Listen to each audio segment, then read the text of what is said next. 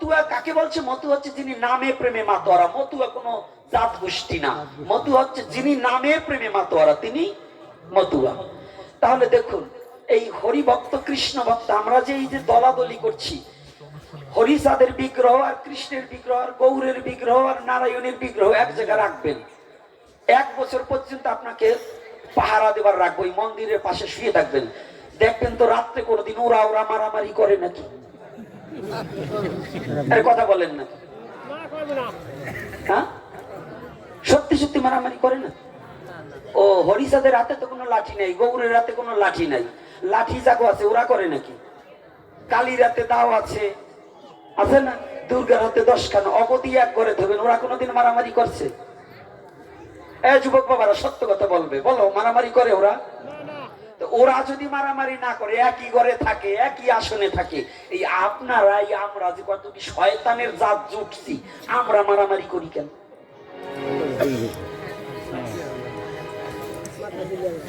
কি কথাটা বলুন? এখানে কিন্তু পক্ষপাতিত্ব কারো কথা বলছি না। কি পক্ষপাতিত্ব কথা বলছি? এখানে কাউকে ছোট করার জন্য কথা বলা হচ্ছে? এটা আমার সনাতনের কথা। সনাতন হচ্ছে ঐক্যবদ্ধতার কথা বলবে। সনাতন কাউকে ঘৃণার কথা নয়। সনাতন শিক্ষা দেয় পৃথিবীর সমস্ত মানব জাতিকে ভালোবাসার কথা। বলো না গো রাধে রাধে। তাহলে এখানে যদি ওরা মারামারি না করে, তাই তুমি বড় মেয়ে এত মারামারি করো কারে? তোমার মনে এত হিংসা কেন? এত হিংসা কেন?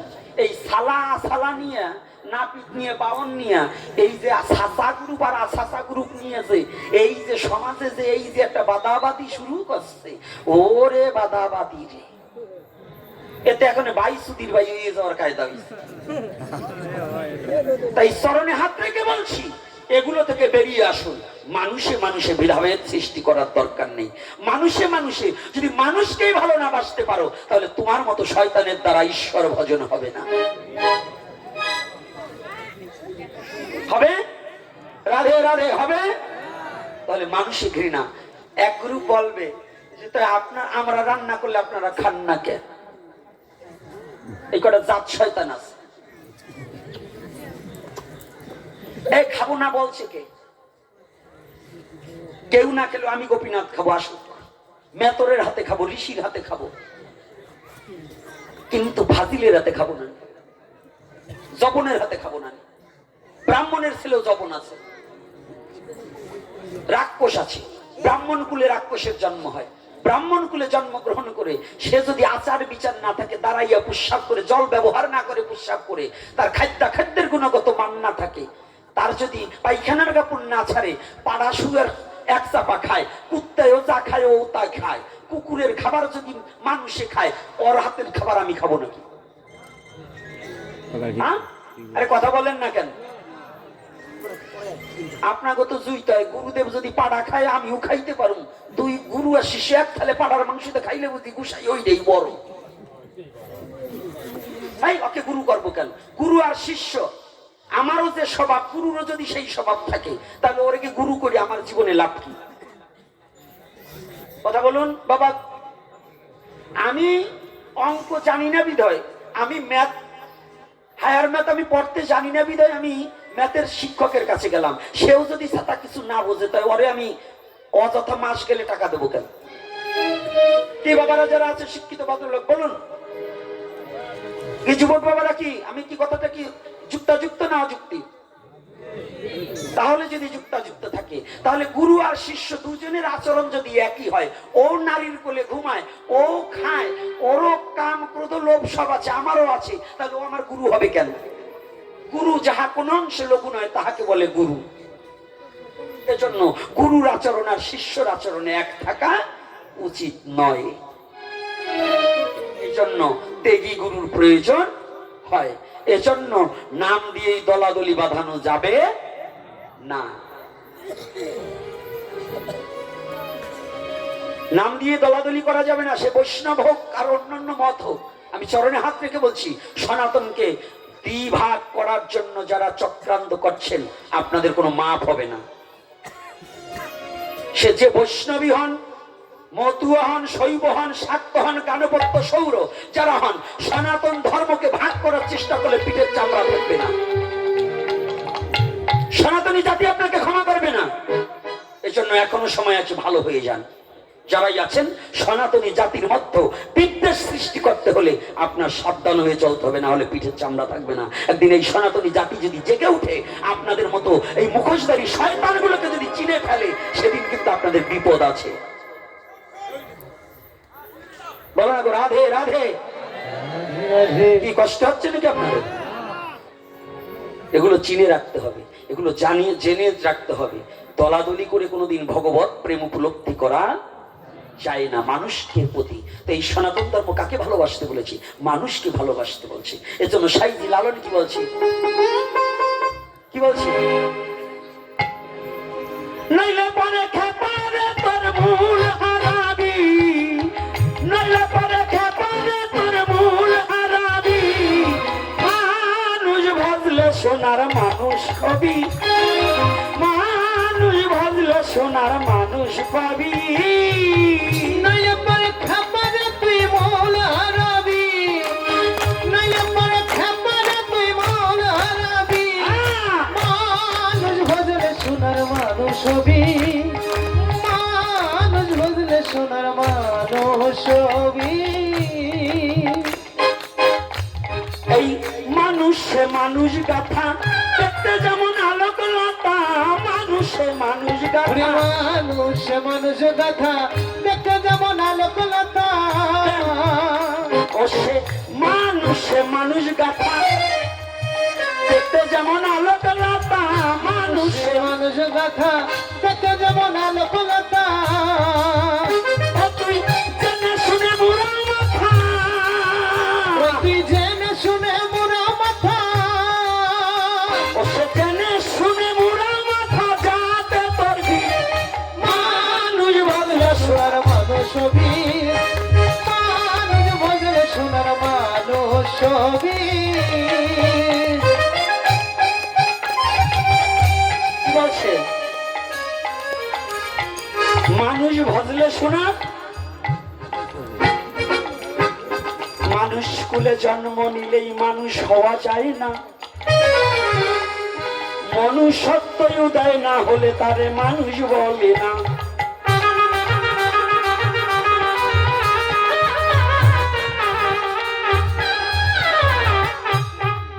যদি তুমি একজন চৈতন্য মানুষ হইবারে চাও, হিংসা নিন্দা ত্যাগ করিয়া মানুষের কাছে যাও।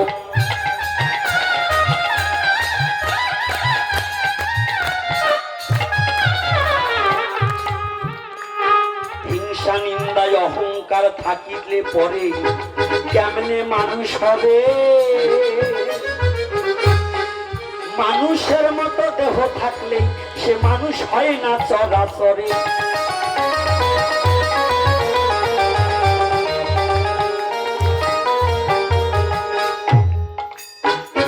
আচ্ছা সুধীজন, মায়েরা বাবারা যারা আছেন, জীবনে কোনোদিন শুনছেন ঘোড়া এত কষ্ট করে বোঝা বয়ে নিয়ে দেয়, গাধা এত কষ্ট করে বোঝা বয়ে নিয়ে দেয়, গরু এত কষ্ট করে হাল চাষ করে খাওয়ায়, কুকুর এত কষ্ট করে রাত দিন পাহারা দিয়ে আপনাকে চোর দাবড়িয়ে রাখে, আপনার মাল পাহারা দেয়। কুকুরকে কোনোদিন মানুষের বাচ্চা, গরুকে কোনোদিন মানুষের বাচ্চা বলা হয়? বলছেন ছাগলকে কোনোদিন মানুষের বাচ্চা বলছেন? কিন্তু এই মানুষের আচরণ নষ্ট হলে পরে মানুষরাই ছাগলের বাচ্চা বলে এই বিশ্ব চরাচরে।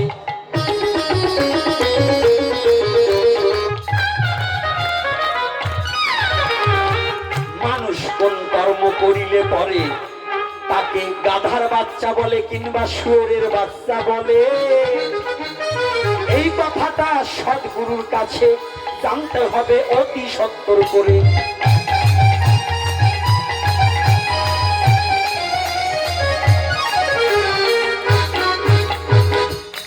দুটো কান, দুটো চোখ, মুখ, হাত পা থাকলে তারে মানুষ বলা যায় না।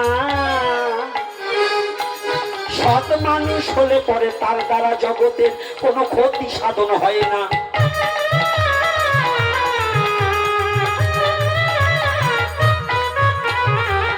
সনাতন ধর্ম কথা বলে মানুষের কথা। সনাতন ধর্ম কোনো হিন্দু, মুসলমান, বৌদ্ধ, খ্রিস্টান, ইহুদি, জৈন এদের কথা বলে না। সনাতন ধর্ম কথা বলে মানুষের চেতনার কথা। চেতনার কথা। সে কথা শ্রবণ করিলে জগতে জীবের যাইবে সমস্ত ব্যথা। ব্যথা যদি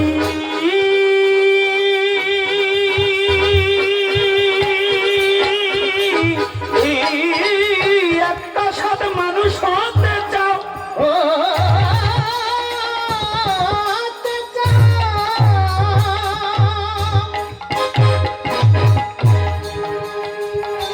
নিজেকে বিকাইয়ে দিয়ে একবার ধরো সৎ মানুষের পাও।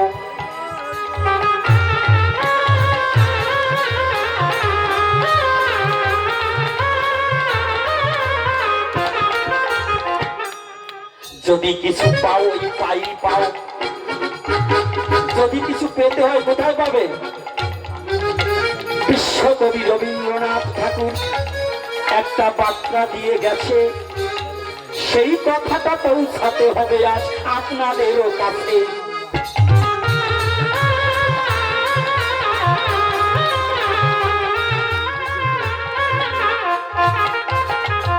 বার্তাটা কি? আমার মাথা নত করে দাও হে তোমার চরণ ধুলার তলে। চলে সকল অহংকার হে আমার ডুবাও চোখের জলে। চোখের জলে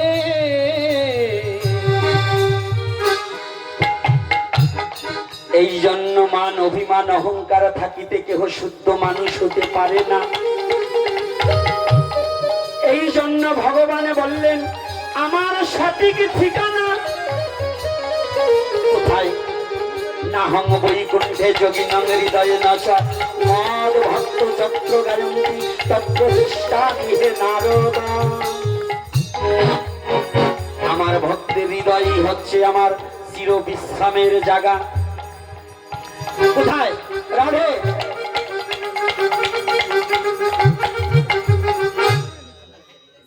ভগবানের বিশ্রামের জায়গাটা কোথায়?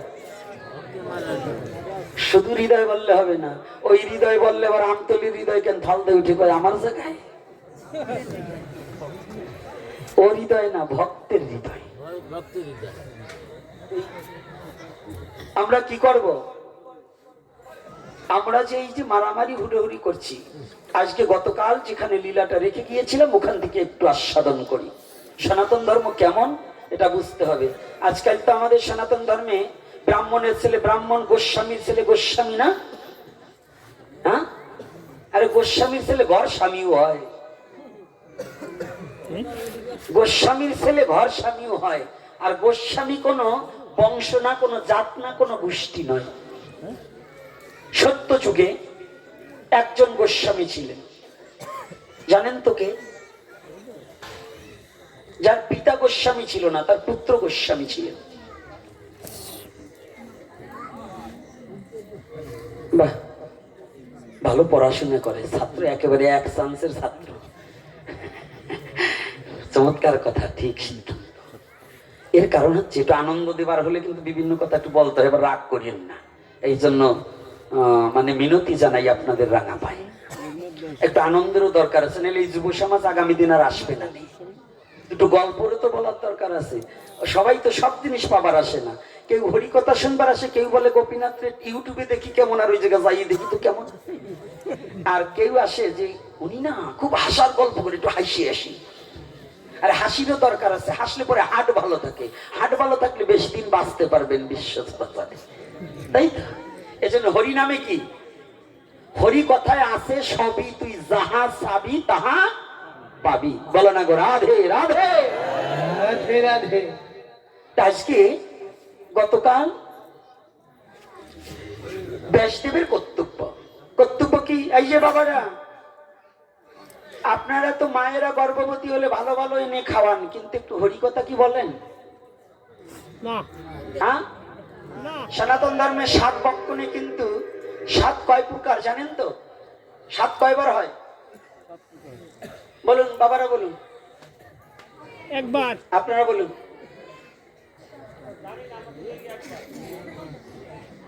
এই জন্যই রাগ করবেন না, দীক্ষা শিক্ষা না লইয়া করছো তুমি বিয়া, বিনা খদে হইছো দিনা গাইটের টাকা দিয়া। এই জন্য বিবাহ করার আগে দীক্ষা একান্ত প্রশস্ত, কারণ গুরুদেবের কাছ থেকে জেনে নেওয়া প্রয়োজন। আর আমরাও তো আজকাল ব্যবসায় গুরু করি, ওর মারি স্বাদ হইছে কিনা তাই তো জানি না, কারণ স্বাদ হয় দুইবার। স্বাদ কয়বার?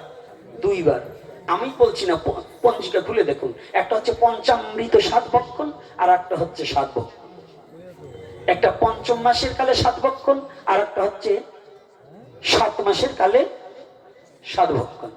তো এই সাধে দশবিধ সংস্কারের মধ্যে 7 কিন্তু একটা সংস্কার নাকি? দশবিধ সংস্কারের মধ্যে কি পণ্ডিত মশাই একটু বলেন? আজকে এক পণ্ডিত আসে নাই, আপনি তো আইছেন, এই এটারে পাইছি বাগে আজকে, কারণ পণ্ডিতরা আবার উল্টে উল্টে ঝাড়ি দেয়।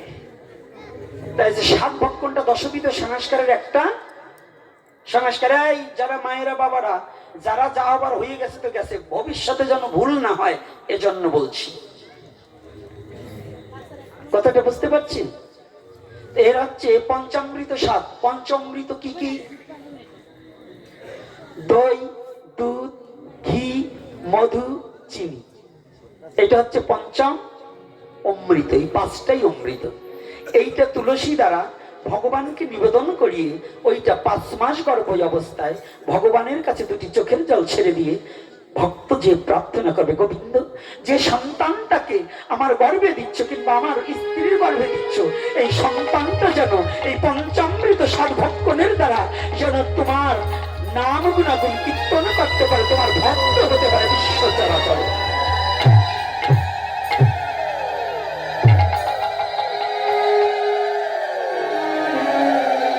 এটা কিন্তু একান্ত প্রার্থনা করা কর্তব্য। ভগবানকে তুলসী দ্বারা নিবেদন করে ওই পঞ্চামৃত যে গর্ভবতী মা তার বদনে তুলে দিতে হবে। 7ম মাস সেদিন আমাদের সনাতন ধর্মে অনেক যারা না জানা ব্যক্তিরা, যারা কুসংস্কারে ডুবে আছে, তারা মাছের মাথা দিয়ে শ্রাদ্ধ, ওই আরে ওটাও এক প্রকারের শ্রাদ্ধ,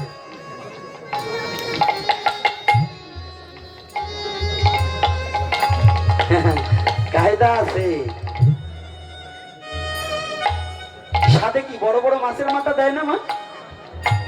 আপনারা তো ভাবেন বড় মাথা দিলে পরে বুঝি মাথা মোটা ছেলে হবে, আসলেই মাথা মোটা হয়। আজকে ভালো পাইছো না? এই মাথা মোটা তো পালায় পড়ো নাই তো, তোমরা পড়লেই বুঝবা নি। এইখানে যে কয়টা আছে 2-4টা হয়তো মাথা মোটা দলে পড়ছে, ছেলে জন্ম দিয়েছে কিন্তু আজকে বাবার কথাই শোনে না, মায়েরকে খাবার দেয় না, বাবাকে খেতে দেয় না, ওইগুলো মাথা মোটা না? হ্যাঁ, এগুলো কি মাথা মোটার দল কিনা? যে মায়ের গর্ভে জন্মগ্রহণ করলো, যে বাবার ঔরসে জন্মগ্রহণ করলো, সেই মা বাবাকে যে সন্তানেরা খেতে দেন, ওইগুলোই তো মাথা মোটা। এই মাথা মোটা তো ওরা হয় নাই, আপনারা বানাইছে। কারণ ধর্মকে অবজ্ঞা করে, অধর্মকে আশ্রয় করে মাথা মোটা জন্ম দিয়েছেন। এজন্য দায়িত্ব ওরা না, দায়িত্ব আপনি আমি। এই গোসাইরাও দায়ী, কারণ এই গোসাইরা নিজেরা মাছের পেটি খাওয়ার জন্য ওরা সত্যি কথা বলে নাই। বড় বড় মাথা আর বড় বড় রুই মাছের পিস খাওয়ার জন্য ওরাও বলে না। এখন বলবো না বলবো না বলেন? আপনারা সত্য কথা বলেন, বলবো না বলবো না? না থাক, আগামী দিন বলবো না। হ্যাঁ সত্যি আজকে তো ভাবছেন নাকি আমি না বলিয়ে যাবো? আমি কি না বলা জাত? আমার চেহারা দেখলে বোঝেন না? শুনতে না চাইলে বাড়ি যেয়ে বলি আসবো, তবু বলবো।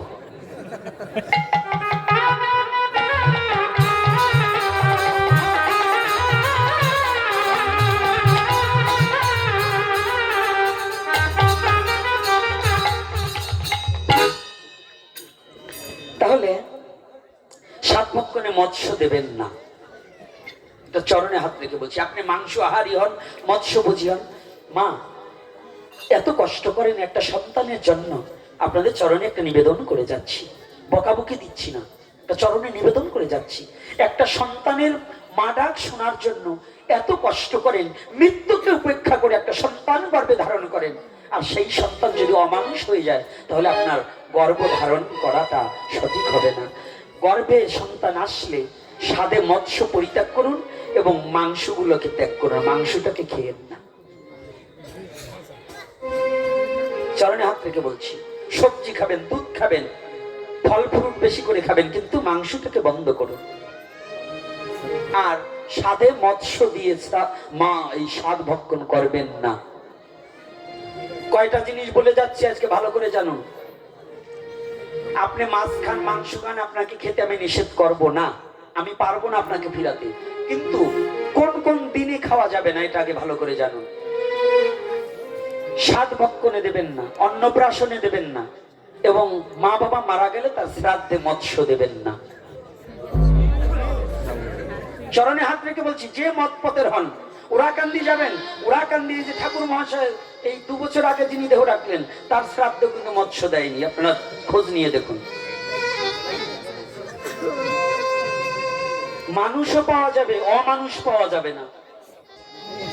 আমার মতো শ্রীগাল কুকুর খাওয়ায় পাগল, ধর্মতে পাগল নয়। আর যারা ধর্মকে ভালোবেসেছে তারা কোনোদিন এই খাওয়ার লালসায় ভুলবে না। আগে জানি নাই, মানি নাই, এখন জানবো, মানবো। এই জাতিগুলোকে খাওয়ার প্রলোভন দেখিয়ে রাক্ষস কুলের যারা ব্রাহ্মণ হয়েছেন, যারা প্রকৃত ব্রাহ্মণ, তাদের চরণে আমি প্রণাম জানাই। তারা ফাওতা দিচ্ছে শ্রাদ্ধে মৎস্য লাগবে, কিন্তু শ্রাদ্ধে মৎস্য লাগে না। এবং এইটা থেকে একটু বিরত, অন্যদিন খান, কিন্তু ওই একটা আত্মার সদ্গতি কামনার্থে তার উদ্দেশ্যে মৎস্য দেবেন না। আস্তে আস্তে দাঁড়ান। আজকে আমাকে নির্দেশ দিয়েছে এবং কয়েকটা পয়েন্ট দিয়েছে এই গ্রামের কিছু ভক্তরা, যে এই ব্যাপারে আপনার কাছে একটু জানতে চাই, আপনি সত্য কথাটা বলবেন। সত্য কথাটার মতো এই শ্রাদ্ধে মৎস্যের কথাটাও আছে। আর একটা বলেছেন, একাদশী কি সত্যি পালন করা লাগবে কিনা, এটা কি বলবো? মায়েরা কি বলেন, বলবো? আপনারা যদি কেউ চ্যালেঞ্জ করতে চান, আমি লেখি নেই, ব্যাসদেব লিখেছে। যদি কারো মামলা থাকে, মকদ্দমা থাকে, ব্যাসদেবের সাথে করবেন, আমি কিচ্ছু না। কারণ ব্যাসদেব লেখছে, আমি বলছি, এজন্য কি আমি দোষী? তাহলে দোষী কে? 8 থেকে 80 বছর পর্যন্ত সনাতন ধর্মের যে কোনো মত পথ যা হোক, সনাতন ধর্মে জন্মগ্রহণ করলে 8 থেকে 80 বছর পর্যন্ত একাদশী বাধ্যতামূলক পালন করিতে হবে। এইখানে ব্যাসদেব একটা শ্লোক লিখেছে। আজকে মিডিয়া নাই, মিডিয়া থাকলে কথাটা আরেকটু বলতাম। কিছু সংখ্যক চক্রবর্তী মহাশয় আমার এই কথাটার পরবর্তীতে বাজে কমেন্ট করেছে। ওদের যদি সামনাসামনি কোনোদিন পাই, ধরতে পারি, ওদের ফিরে আবার জন্মাই আনবো পৃথিবীতে। ওর মা বাবা ওরে কেমনে জন্মাই আনছে, ওতে জন্ম হয় নাই ঠিক। কারণ আমি কোনো কথা বলি নাই, ব্যাসদেব বলছে যে একাদশীর দিনে যদি কেউ ভুলবশত ওই চোরারা কোনোদিন, ওই চোরের দল কোনোদিন শাস্ত্র অধ্যয়ন করেনি। কারণ ইন্দ্র গৌতম ঘরণী অহুল্লা ব্রাহ্মণী, অহুল্লার প্রতি কুদৃষ্টি করেছিল। ইন্দ্রের গুরুদেব ছিলেন কিন্তু অহুল্লা, এই গৌতম। গুরু মাতার প্রতি কুদৃষ্টি করায় তার ফল ভোগ করতে হয়েছিল না? হয়েছে কিনা জানেন কিনা? তো এখানে ব্যাসদেব লিখেছেন, গুরু পত্নী গমনকারীরও প্রাচিত্যের ব্যবস্থা আছে, কিন্তু একাদশীর দিনে যারা পঞ্চশস্য গ্রহণ করবে তাদের কোনো প্রাচিত্যের বিধান নাই। যদি কেউ দেখতে চায়, যদি না দেখাতে পারি, আমি চ্যালেঞ্জ করে বলছি, এতগুলো লোকের মধ্যে, কয়েক হাজার লোকের মধ্যে যদি এই গ্রন্থ থেকে আমি দেখাতে না পারি, আমার সারা জীবনের তোর আমি চ্যালেঞ্জ করে বলছি, মাথাতে চাল কাতরা মাখিয়ে কাল সকালে আমাকে ছেড়ে দেবে। এটা আমি চ্যালেঞ্জ করে বলছি। কিন্তু গ্রন্থে বলছে, আমি বলছি, এটা আমার কোনো দোষ নয়। কি বাবা আমার দোষ? যদি যাচাই করতে হয় সকালে আসবেন। এই যে মৌন যে বাবাজি ছিলেন, সাধু বাবা, ওই অনাথ আশ্রমে আমি আছি। যদি কারো প্রয়োজন থাকে সকালে আসবেন। যদি কোনো পণ্ডিত থাকে পণ্ডিত নিয়ে আসবেন, আমার কোনো ভয় নেই। কারণ আমার সাথে কোনো ঝগড়া নয়। আমি গ্রন্থটা দেখিয়ে দেবো, ঝগড়া করবার হয় ব্যাসদেবের তুলে নিয়ে এসেন কোন জায়গায় সমাধি দিছে। আর যে শাস্ত্র মানবে না, সনাতন ধর্মের শাস্ত্র মানবে না, ওর জন্মের ঠিক নাই। ওর বাবা কয়জন তাও নিজেও জানে না। কথাটা বোঝেন? একেবারে পরিষ্কার কথা, একেবারে পরিষ্কার কথা। শাস্ত্রে কি আর মিথ্যা শিখায়? সকল শান্তির মূল শয়তান যাদের চাপলো ঘরে গাইলো তারাই ভুল। ঘুমাও কেন? তাকাও, ঘুমাইও না, ঘুমাইও না, বহুত ঘুমাইছো, আজকে জাগো। শাস্ত্রে কি আর মিথ্যা শিখায়? সকল শান্তির মূল শয়তান যাদের চাপলো ঘরে গাইলো তারাই ভুল। শয়তানের দলে মানুষকে বিপথে নেওয়ার কলে এই জন্য বলে একাদশী আমাগো নাই। এগুলো হচ্ছে শয়তানের দলের কথা। কিন্তু প্রকৃত অর্থে যারা ভক্ত, যে মত পথের হোক, ওরাকান্দি বলবেন, হ্যাঁ আপনি জানেন তো বৈষ্ণব দাসের মৃত্যু কোন দিন হয়েছিল? সেদিন ওখানে একাদশীর ব্রত ছিল। সবাই যখন একাদশীর মধ্যে তার মৃত্যু হয়েছিল, লীলামৃত খুলে দেখবে। এজন্য মন কল্পিত কথা বললে মেনে নেওয়া। এই জন্য বলছে মন গড়া ওদেরই ধর্ম, ওরা খিচুড়ি খায়, গাঁজা টানে, গায়ে দুর্গন্ধ। যারা সনাতন বাদ দিয়ে চলতে চায় তাদের সাথে আমাদের ছেলে মেয়েও বিয়ে দেওয়া যাবে না। যারা সনাতন ধর্মের আইন কানুনের বাদ দিয়ে বলবে যে ওটা আমাদের না, জেনে রাখবেন তাদের সাথে আত্মীয়তা করা যাবে না। সনাতনের বহির্মুখী পথের সাথে কোনো সম্পর্ক আমাদের রাখা উচিত নয়। একেবারে পরিষ্কার কথা বললাম। আমি কিন্তু ওই চেপে কথা বলার লোক নয়। আপনি ওই সুভাষবাবু আগামী বছর নিমন্ত্রণ করবে কি না করবে এ ভয় গোপীনাথ করে না। কমিটি থাকলে পাঠকের অভাব নাই, আর পাঠক থাকলে কমিটির অভাব নাই। এজন্য ওই কমিটির ভয়তে চেপে কথা বলবো তা আমি বলার লোক নয়। পরিষ্কার কথা। এজন্য একাদশী বাধ্যতামূলক সনাতন ধর্মে জন্মগ্রহণ করলে একান্ত প্রয়োজন। বলো না গো রাধে রাধে। রাগ হয়েছে নাকি মনে মনে? খাওয়া বন্ধ হয়ে গেল? আরে একাদশী করেন, যদি নির্জলা না পারেন ফল খান। যদি বলেন যে অল্প ফলে হয় না, কলার কাঁদিয়েটা কিনে গলায় বাঁধবেন, হাঁটবেন আর খাবেন, তবু একাদশী করবেন। কি যাবে না? তবে খবরদার আটাদশী করেন না। মানে রুটি করবেন, ডাল করবেন, সবজি করবেন, ওই রকম একাদশী করলে আমি একটা না 24 বছর করতে পারি। কারণ যদি 13 খান রুটি খাওয়া যায়, আহা, হ্যাঁ বলেন, আছে না এক গ্রুপের একাদশীর দিনে খাওয়ার আমদানি বাইরে যায়, আছে নাকি? ওই যে করে একটু ওদিন একটু কমাই খেয়ে একটু করুন। চরণে হাত রেখে বলছি, আপনার জন্য বলছি, আমার জন্য নয়। পুণ্য সঞ্চয় আপনার হবে, আমাকে কি দিয়ে দেবেন? তাহলে আপনার জন্য বলছি, চরণে হাত রেখে বলছি।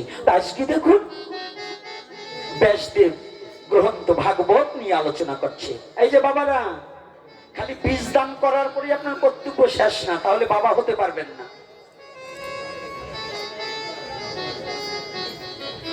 যে পিতা তার সন্তানকে কৃষ্ণ ভজন শিক্ষা না দেয়, তার সন্তান জন্ম দেওয়া আর শ্রীগাল কুকুরের সন্তান জন্ম দেওয়া একই হয়ে যায়। কথাটা বুঝতে পারছি? কি করা হয়ে যাচ্ছে কথাগুলো না? একটু গন্ধ গন্ধ হয় নাকি? আরে গন্ধ হইলেও ভালো লাগবে না। নিম পাতা তো তিতা, কিন্তু খেলে পরে চর্মরোগ দূরে চলে যাবে। এজন্য কথাটা বলছি। কয়টা বাজে? আবার মেলা সময় হয়ে গেল না?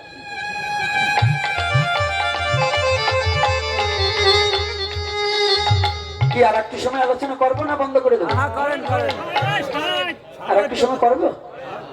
আচ্ছা, আপনাদের অনুমতি পেলে করি। এইবার দেখুন, ব্যাসদেব বলছি, আমি পিতা হতে হলে আমার কর্তব্য কর্ম কি? শোনো গীতাজি, তুমি আমার পাশে বসো। একটিবার তোমার কর্ণ কুহুর দ্বারা হরি কথা শ্রবণ করো।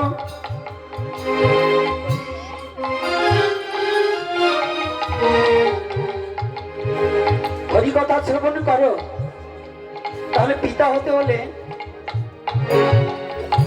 হরিকথা শ্রবণ করছে,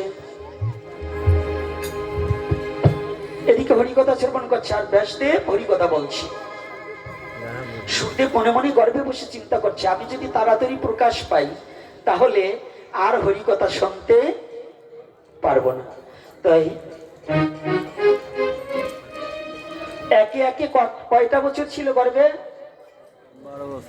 গাঁজা খাইছেন নাকি? আমি বলি নাই, আপনারা বলবেন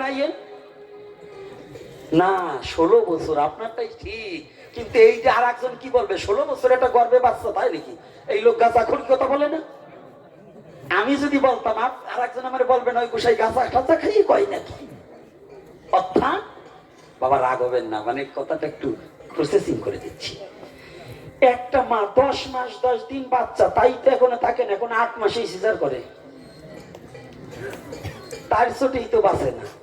আর গীতাসি 16 বছর একটা বাচ্চা, 16 বছরের একটা গর্ভে বাচ্চা রাখা সম্ভব? বাবা কি আপনারা যারা আছেন সম্ভব? কে বলছে সম্ভব নয়? এটা সনাতন ধর্মের জন্য সম্ভব, অন্য ধর্মে আছে কিনা জানি না, এটা সনাতনের জন্য সম্ভব। কি করে সম্ভব? একটা মানুষের কয়টা দেহ? হ্যাঁ কয়টা? হ্যাঁ বাচ্চারা বললে হবে না, আপনারা বলুন কয়টা দেহ? একটা। একটা মানুষের 2টা দেহ। একটা মানুষের কয়টা দেহ? 2টা দেহ। কি কি দেহ? একটা স্থূল দেহ আর একটা সূক্ষ্ম দেহ। একটা গাড়ি, এই যে গাড়িতে আসা যাওয়া করেন না, গাড়ির একটা বডি, ড্রাইভারের আর একটা বডি। এই গাড়িটাকে পরিচালনা করে কে? ড্রাইভার। তো তদ্রূপ এই দেহটাকে পরিচালনা করে কে? আত্মা। তাহলে কয়টা দেহ? আত্মার একটা দেহ আর এই পঞ্চভৌতিক দেহ, এজন্য একটা স্থূল দেহ আর একটা সূক্ষ্ম দেহ। তাই সুখদেব এই 16 বছর ছিলেন এই জড়ভৌতিক দেহ নিয়ে নয়, সূক্ষ্ম দেহ নিয়ে মাতৃগর্ভে 16 বছর ছিলেন। রাধে রাধে। এই জন্যই ওই কথাটা বলছি। বাবা তো মুখ শুকাই গেছিল যে আমার এই কথা বললো কেন, কিন্তু না, আর একটা জিনিস বুঝাতে হলে তো একটা কায়দা করে বুঝাতে হবে। বলো না গো রাধে রাধে। একটা বকা দিলেও মাঝে মাঝে আনন্দ লাগে, আবার দাদা বললেও মারতে ইচ্ছা করে, আছে না বাবা? তাহলে এই যে কথাটা, এই কথাটা কিন্তু এতদিন আপনারা অনেকেই জানেন না, যে একটা মানুষের 2টা দেহ, একটা সূক্ষ্ম আর একটা স্থূল।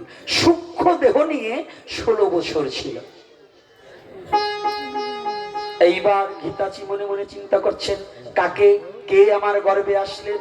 16টা বছর অতিবাহিত হতে চললো, তাকে দেখছি না, তার ডাক শুনছি না, তাকে কোলে নিতে পারছি না। এদিকে ভগবান বললেন সুখদেব তুমি যাও মর্তলোকে। সুখদেব বললেন আমি যাব না, যাব না। আমি বাহিরে গেলে তো আর হরিকথা শ্রবণ করতে পারিব না, পারিব না। মায়া আমাকে গ্রাস করিবে, করিবে। মায়াবদ্ধ জীবের নাই কৃষ্ণ স্মৃতি জ্ঞান। কৃষ্ণ স্মৃতি মায়ার দ্বারা কখনো হয় না ভগবত ভক্তি জ্ঞান। ভক্তি এই জন্য সাধুরা মায়ার রাজ্যে বাধা থাকবে কেন? বাধা থাকবে কৃষ্ণ সূর্য সম মায়া অন্ধকার। মায়া যেখানে কৃষ্ণ আছে সেখানে মায়ার অধিকার। মায়ার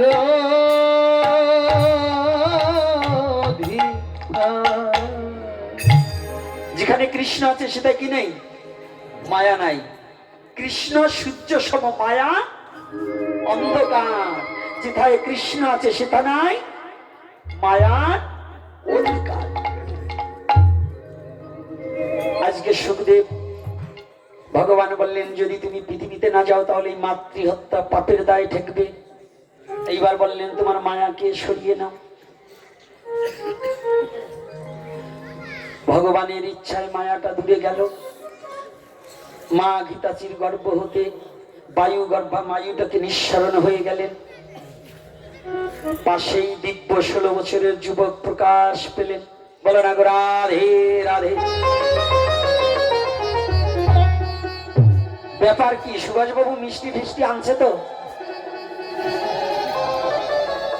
আজকে সুখদেব জন্মগ্রহণ করলো, মিষ্টি ফিষ্টি খাওয়াবে না? এই আপনারা তো খাওয়ার জন্য একেবারে হাসি খুশি। খালি কি সুভাষবাবুর কি বাড়ি নাকি আপনাদের বাড়ি না? আপনারা কি 2-1 কেজি আনছেন তো? ও আজকে সুখদেব আসবে তা জানেন না? তাদের না জানিয়ে থাকেন তাহলে কালকে নিয়ে আসেন। যাক গৌর হরি বল। তবে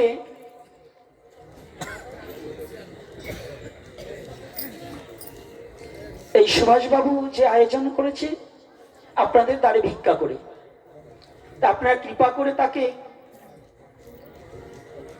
যারা একটু সহযোগিতার হাত বাড়িয়ে দিবেন।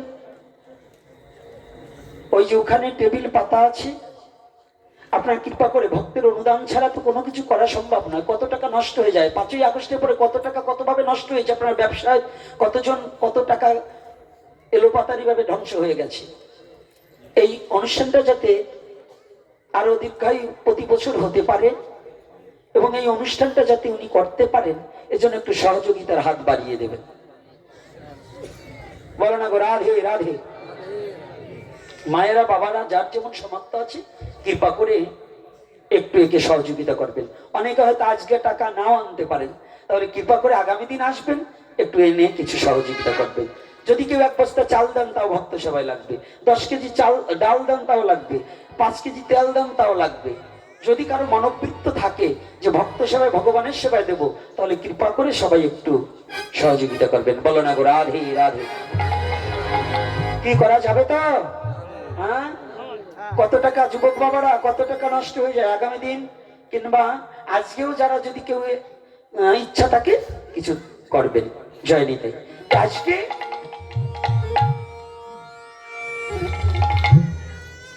সুখদেব 16 বছরের যুবক। মা তাকিয়ে দেখতে পেয়ে কি চোখ বন্ধ ছিল, হঠাৎ করে তাকিয়ে আমার সন্তান প্রসব হলো, এই মাত্র হাঁটা দিয়ে চলে যাচ্ছে। ব্যাসদেব যেখানে বসে আহ্নিক করতেন, সুখদেব ওই ব্যাসদেবের কোষাকুষি এবং কুশাসনটা নিয়ে রওনা দিয়েছে হরিভজনের উদ্দেশ্যে। মা ডাকছি, বৎস। আচ্ছা বৎস তো কোনো নাম হয় না, তাহলে আমি তো ওর নাম করতে, ও যে আমার পৃথিবীতে এসেছে আমি তো কোনো কষ্টই টের পাই নাই। যতটা সুখে পোশাক হয়েছে, ওর নাম রাখলাম সুখদেব। আপনাদের বাচ্চা হলে নাম রাখেন কি? পাখি, টিয়া, ময়না, ডিএল, কোয়েল, ওরে বাবা, রাসেল। সনাতনী নাম রাসেল। আরে নাম রে, নামের সুরত খা। সনাতনীদের নাম হতে হবে জগবন্ধু, জগদীশ, নারায়ণ, কৃষ্ণ, বিষ্ণু, গৌরাঙ্গ, বিশ্বম্বর, এ সমস্ত নাম হতে হবে। নিতাই চরণ দাস, নিতাই পদ কমল, এভাবে নাম রাখবেন। হ্যাঁ, শ্রীবাস, শ্রী অদ্বৈত দাস। আর হ্যাঁ, দিলীপ নাম রাখা যায়। দিলীপ কে বলো তো? দিলীপ একজন রাজা ছিল। সে কে? ভগীরথের বাবার নাম কি? ভগীরথের বাবার নাম কি? হ্যাঁ, না না আমরা রাখা যাবে না, তোমরা আবার বেশি এত ভালো ভালো না। তো এইবার শুনুন তো, মা যখন নাম রাখছে সুখদেব, সুখদেব চলে যাচ্ছে ভজনের জন্য। মা ডাকছে, সুখদেব একটিবার বাবা, সবে মাত্র পৃথিবীতে আসলে আমাকে একটিবার মা বলে ডাকলে না, তোমার বাবাকে একটিবার বাবা বলে ডাকলে না, তুমি চলে যাচ্ছ, ফিরে পাতা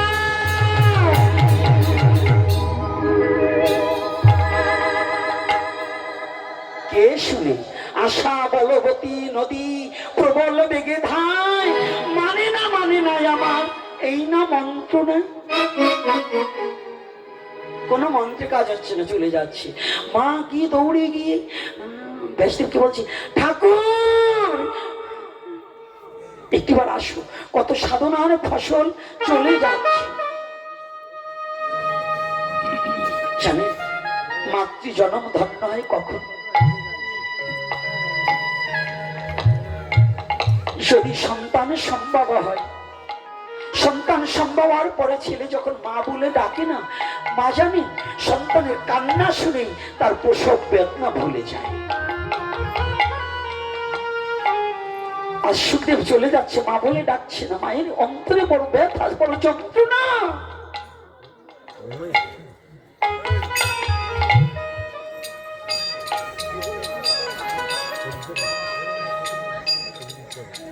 আজ আমাদের সমাজেও এমন কিছু পাপিষ্ট আছে, মা বাবার সাথে ভালো সম্পর্ক রাখে না, মাকে মা বলে ডাকে না, বাবাকে বাবা বলে ডাকে না, শ্বশুরকে একেবারে প্রাণ ভরে বাবা বলে ডাকে।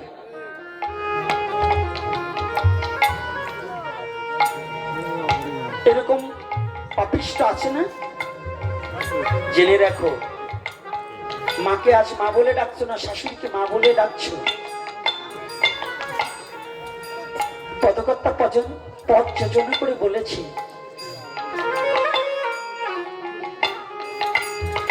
তোমার প্রসবকালে কেউ কাঁদেনি,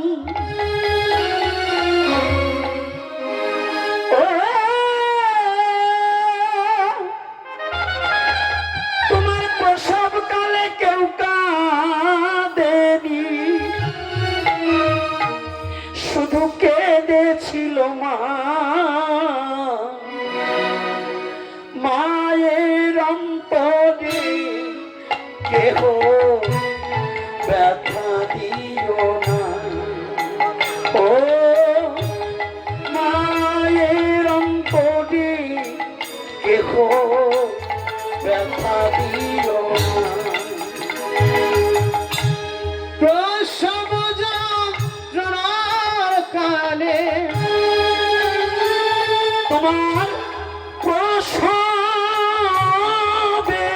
কালে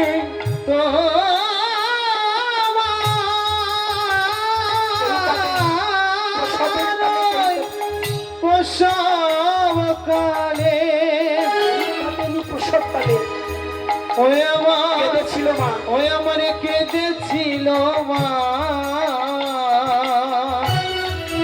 মায়ের অন্তরে মায়ের অন্তরে কেহ ব্যথা দিও না, তোমরা মায়ের অন্তরে কেহ ব্যথা দিও না। সন্তান যদি না খেয়ে থাকে, ভিক্ষা করি মা, নিজে না খেয়েও জননী সন্তানকে খাওয়ায়। ও সে সন্তানকে খাওয়ায়। সন্তান যদি না খেয়ে থাকে, ভিক্ষা করে মা, নিজে না খেয়েও জননী সন্তানকে খাওয়ায়। জননী সন্তানকে খাওয়ায়। প্রসব ব্যথায় দিশাহারা কত মাঝে যায় মারা। প্রসব ব্যথা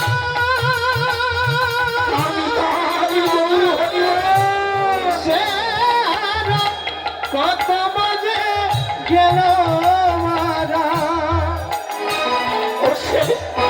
প্রসব ব্যথায় দিশাহারা কত মাঝে যায় মারা। প্রসব ব্যথায় কি যে জ্বালা কত মাঝে গেল মারা।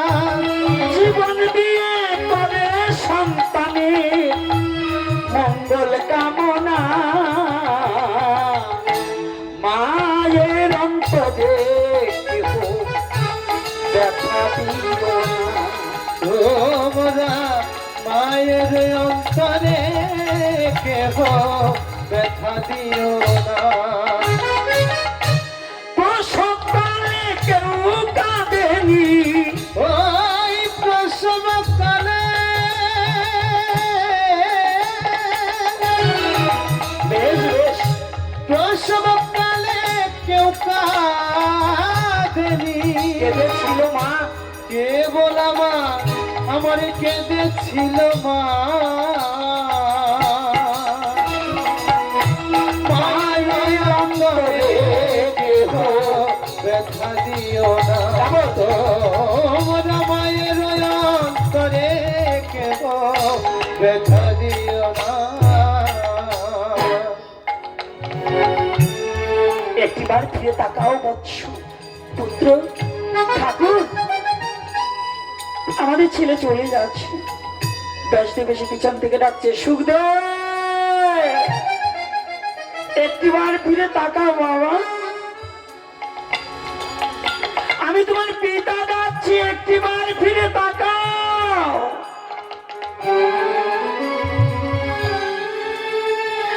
তাকিয়েছে, প্রণাম হয়ে তবে শরণী পিতা। বাবা, আমি যে হরি ভজনের জন্য রওনা দিয়েছি। ও, তুমি হরি ভজনে? আমি তোমার পিতা বলছি, অদীক্ষিত অবস্থায় হরি ভজন করলে কাজে লাগবে না।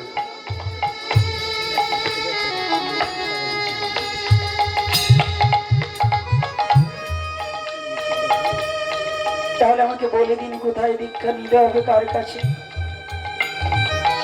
আমাদের মধ্যে অনেকেই বলে পিতামাতা থাকলে নাকি দীক্ষা নিতে হয় না, এরকম বলে না?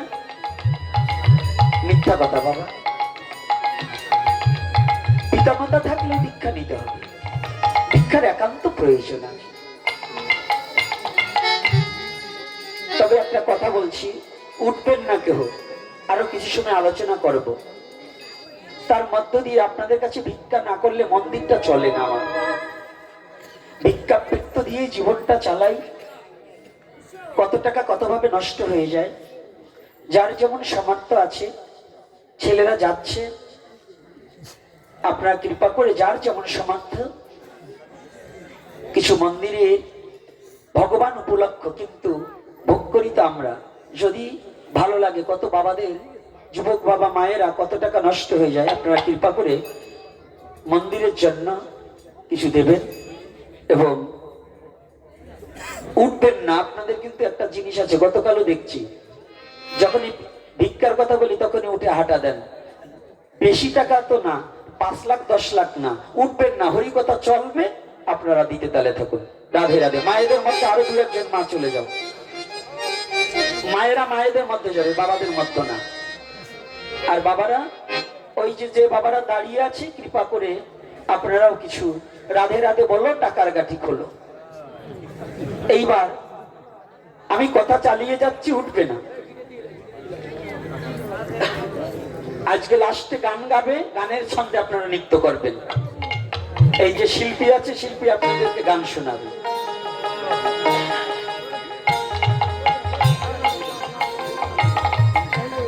পিতা, একটিবার আমাকে বলে দাও, আমি কোথায় গিয়ে দীক্ষা গ্রহণে করিব?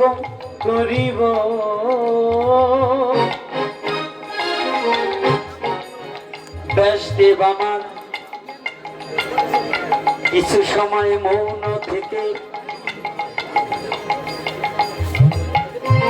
বললেন, আমি তোমাকে দীক্ষা দিতে পারবো না। শোনো, মিথিলা নগরে শিরোদ্ধাস নামে মহারাজ জনক রায়,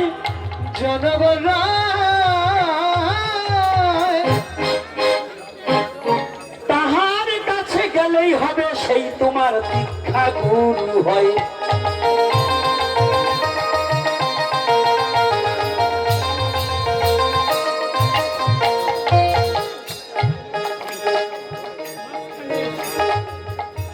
পিতার নির্দেশে সুখদেব রওনা হয়ে গেল। বিস্তারিত এই কথাটা একটু খুলে বলা ভালো।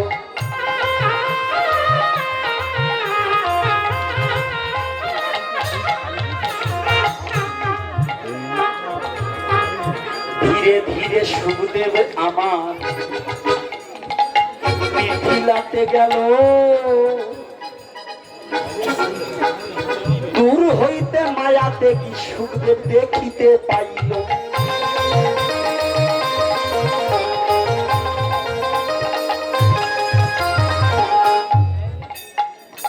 অদূরে একটু দূরে শিরোদ্ধার জনক সিংহাসনে বসিয়া যে রায়।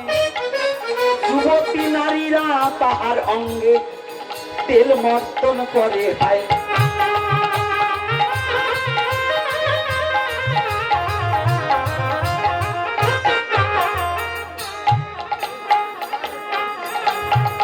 দূরে বসে সুখদেব তখন মনে চিন্তা করে, এমন গুরুদেবের কাছে বাবা আমায় পাঠালো কি করে।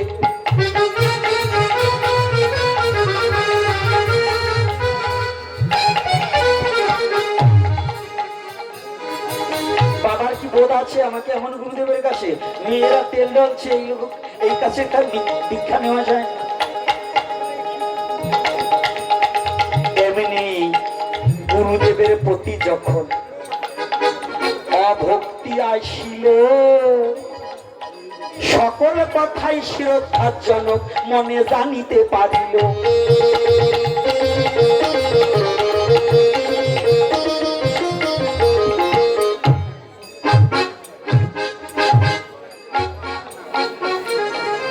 এইবার সেন কথা জেনে শ্রদ্ধাজনক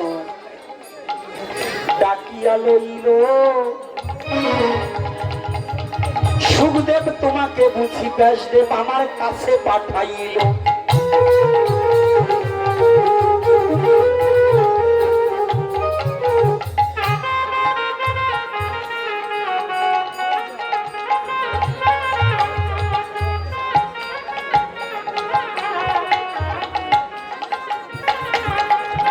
ধৈর্য ধরে বসুন, পাঠ শেষ হতে দেরি আছে। এইবার সুখদেব তখন মনে মনে ভাবিতে লাগিল, আমার নাম সুখদেব, উনি কেমনে জানিল।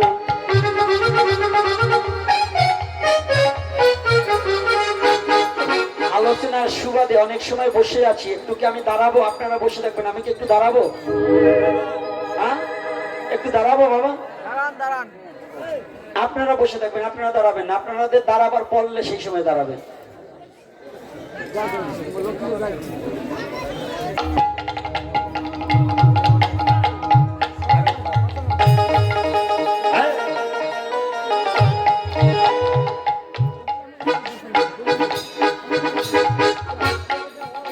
সুখদেব মনে মনে ভাবে,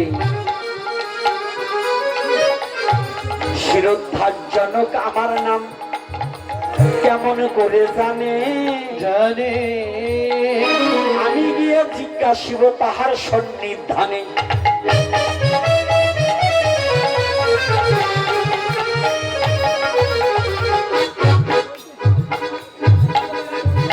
এমনি করে সুখদেব যখন শিরোদ্ধারজনক রাজার কাছে গেল, বস বলে জনক রাজা তাকে ইশারা করিল।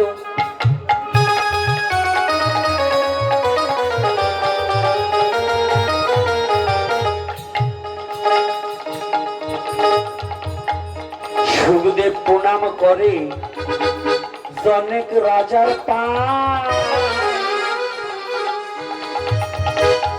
অমনি শ্রদ্ধাজনক সুখদেবকে জিজ্ঞাসা করায়,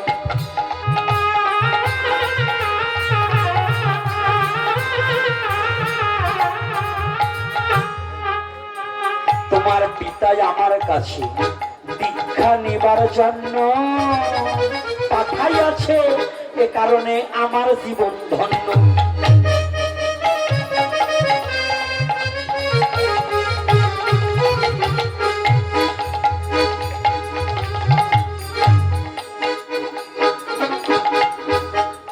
শোনো বাবা, চাইলেই দীক্ষায় আমি তোমাকে দেব না। দীক্ষার নীতিমালা না মানিলে তুমি দীক্ষা তো পাবে না।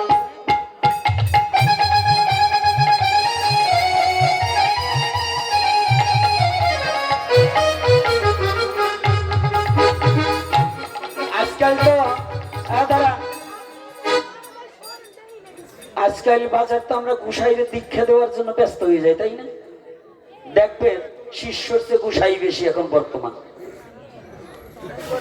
কি বাবা? আর গুরুদেবরাও দেখবেন আজকাল মাইকিং করে দীক্ষা দেয়, পোস্টারিং করে, পোস্টারে লিখে দিচ্ছে বৃন্দাবন থেকে আগত, নবদ্বীপ থেকে আগত, অমুক দিন দীক্ষা প্রদান করিবেন, দীক্ষা নেওয়ার ইচ্ছুক হইলে এই নাম্বারে যোগাযোগ করিবেন। কি আছে কিনা বলুন?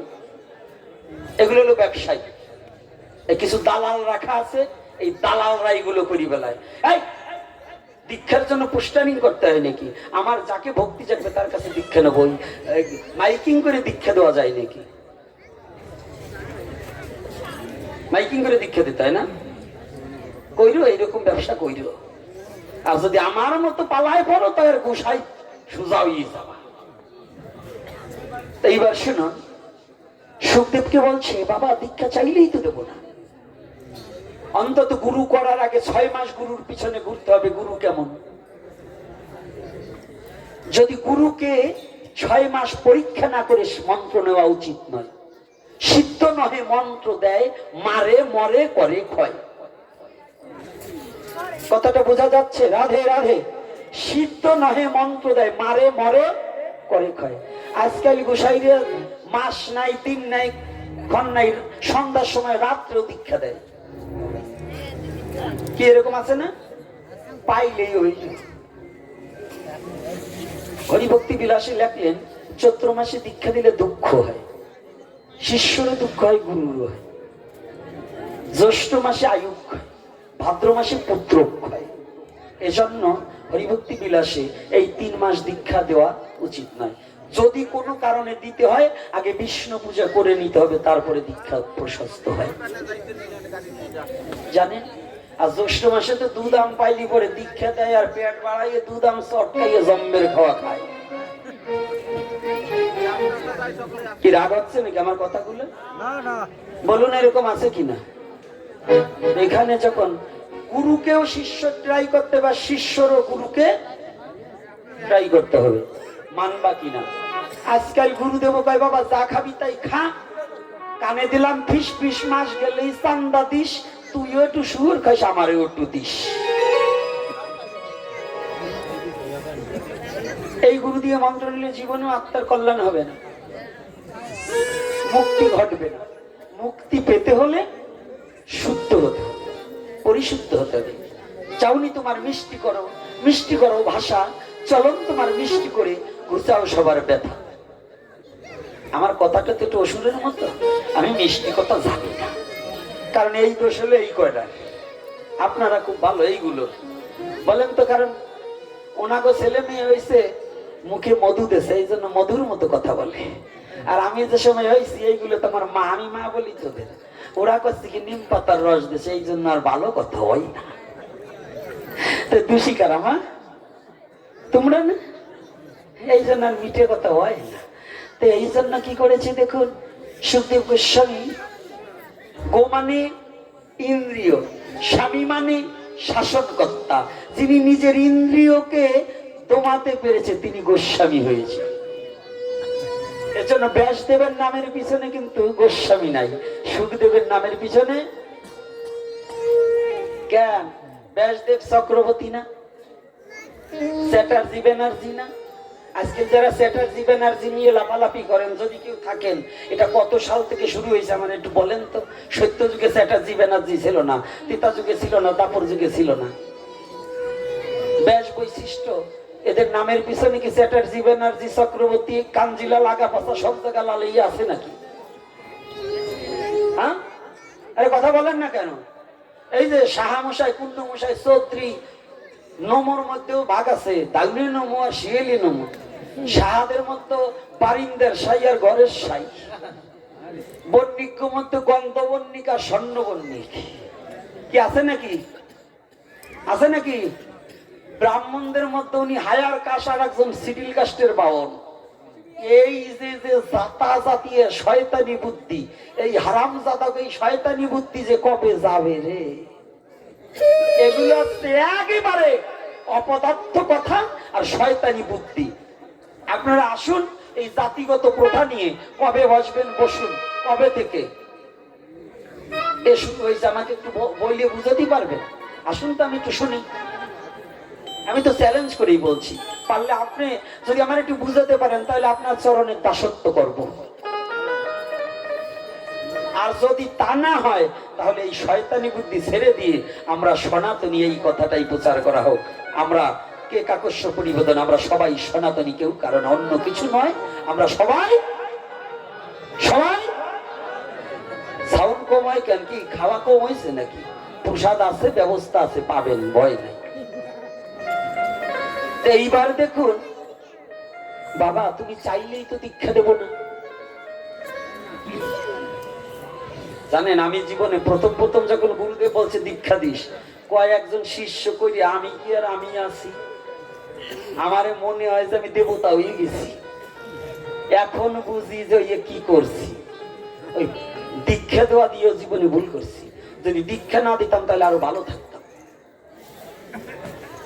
তো এইবার সুখদেব গোস্বামী কি বলছে, দেখো সুখদেব বাবা, আমি একটা কথা বলবো, কি দীক্ষা চাইলেই হবে না, তোমাকে একটা পরীক্ষা দেবো। বলে কি, তুমি আমার এই রাজপ্রাসাদটা ঘুরে আসবা, এই এক বাটি তৈল নাও, পরিপূর্ণ এক বাটি তৈল দিয়েছে, আচ্ছা নাও। এই তৈল বাটি নিয়ে ঘুরে আসবা, যদি পড়ে যায় তাহলে দীক্ষা দেবো না। তবে এই রাজপ্রাসাদের চতুর্দিকে কি আছে আমাকে এসে বলবা। তো যখনই বলছে ওনার নাম সুখদেব, তো আমার নাম আমি তো বলি নাই, জানলো কি করে? বাবা যে আমাকে পাঠালো এটা জানলো কি করে? এইবার একটু ভক্তি আইছে। ভক্তি যখন আসছে দেশে, তৈলের বাটি নিয়ে হাঁটছে ধীরে ধীরে। তৈলের বাটি নিয়ে সুখদেব ঘুরতে গমন করিল। তৈলের বাটির দিকে সুখদেবের লক্ষ্য যে রহিল।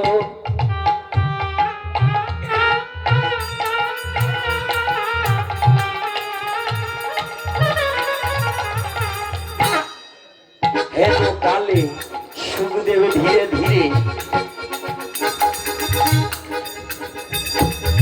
ঘুরিবারে যায়।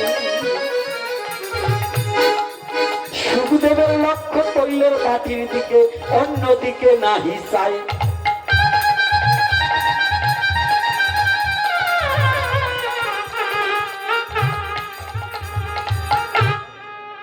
এমনি করে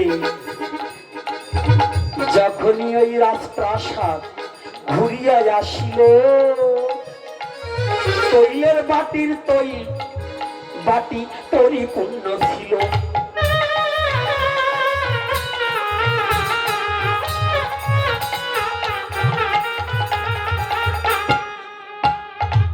বাটির তৈল লইয়ে যখন সুখদেব এসে উপনীত হলো, তখনই শিরোদ্ধার জিজ্ঞাসা করিল,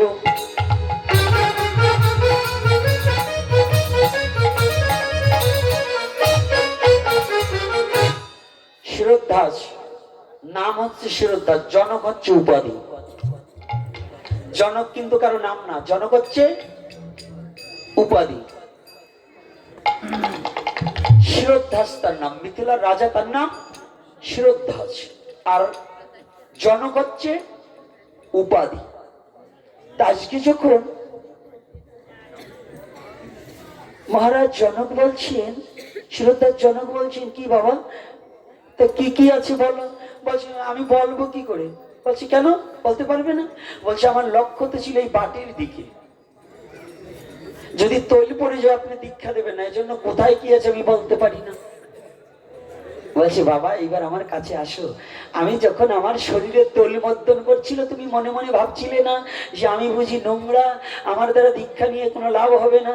তাহলে বলো, তুমি তৈলের বাটির দিকে যখন লক্ষ্য ছিল তৈল পড়েনি, তুমি চতুর্দিকে কি আছে দেখনি?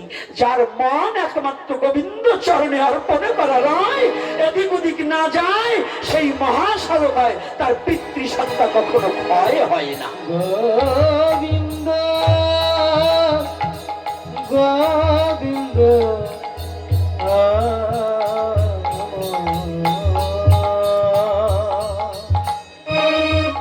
তার পিতৃসত্তা ধ্বংস হয় না। এইবার তুমি শোনো দিয়ে মন, আমার কথা নেবে। লক্ষ্য থাকলে গোবিন্দের চরণে তার কি বা ক্ষতি হবে?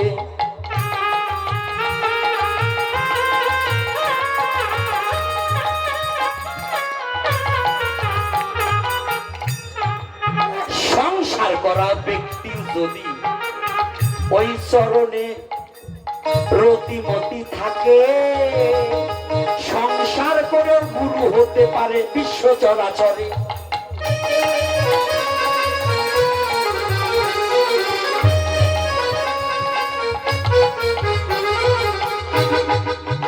এই কথাটা বলার পরে সুখদেবের ভ্রম চলে গেল। ক্ষমা কর বলে গুরুর চরণ ধরিও।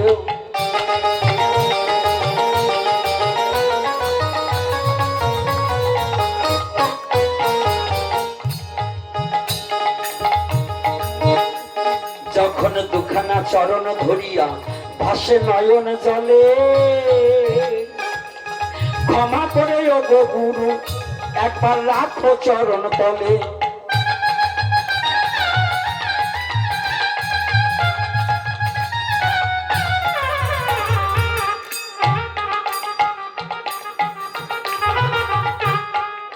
গুরু বড় দয়াময়, শাস্ত্রে লেখা পাই, কেন গুরুর কৃপা ভাবে যার কপালে নাই।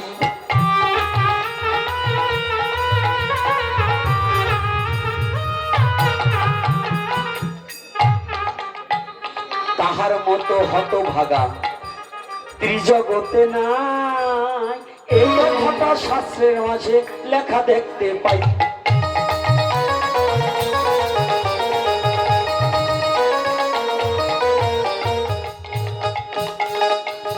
তাই গুরু মাতা, গুরু পিতা, গুরু হন মোর পতি। ভব নদী পার হইতে গুরু বিনে নাহি কোন গতি।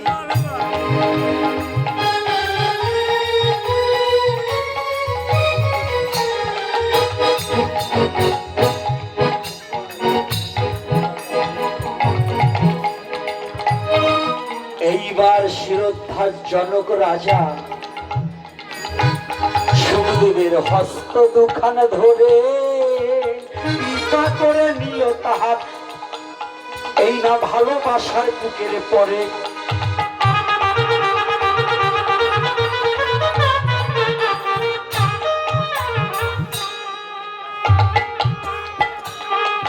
এইবার কাছে টেনে নিয়ে সুখদেবকে দীক্ষা মন্ত্র করিল যে দান।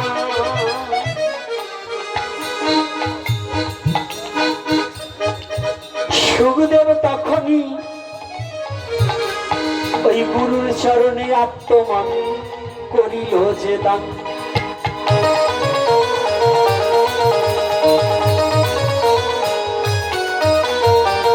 আজকে সুখদেব গোস্বামিয়া শিরোদ্ধার জনক গুরু শিষ্যের মিলন হয়ে গেল। প্রেমানন্দে ভক্তগণ একবার হরি হরি বল। হরি বল, হরি বল, হরি বল, হরি বল, হরি বল, হরি বল, হরি বল, হরি বল, হরি বল, হরি বল, হরি বল। ধীরে ধীরে কিছু কথাই আরো করিব বর্ণন। এখন কিছু শ্রবণ করেন যত সুধীজন, সুর সন্ধে তালের দুটো কথা আমরা বলিবারে চাই। যদি ভক্তের হৃদয়ে একটু আনন্দ দিতে পারি তাই।